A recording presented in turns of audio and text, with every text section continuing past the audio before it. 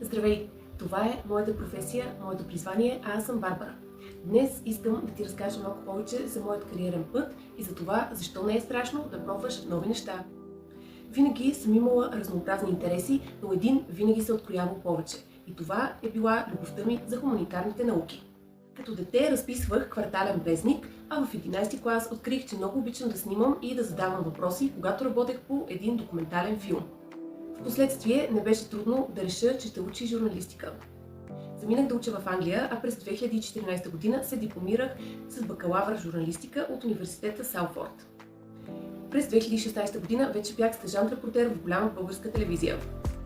Именно тогава обаче разбрах, че кариерата на репортер не е за мен, защото изискваше темпове и начин на живот, който наистина не ми пасваше тогава. Особено след като и бях станала майка на моето първо дете, което беше едва на една годинка. По стечение на обстоятелствата съвсем случайно промених кариерния си път и от телевизията се озовах в учителската стая, където започнах да преподавам английски език на деца.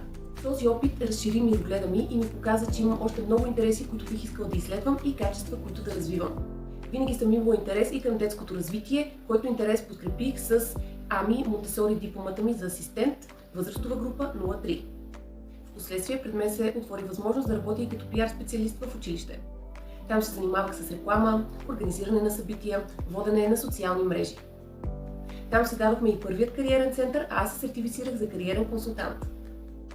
Разказвам ти всичко това, за да знаеш, че ти не се изчерпваш само с едно умение или с една роля, а си свободен през целия си живот да изследваш интересите си и ако пожелаеш да промениш и кариерният си път. Споделяйки по пътя си, искам да ти кажа, че не е страшно да експериментираш и да опитваш нови неща. Само така ще можеш да опознаеш истински себе си и да попадаш в средата, която най-много ти приляга и те прави щастлив. Освен чрез практика, това се случва и чрез самоанализа и себепознание. И именно за това съществува и кариерното ориентиране.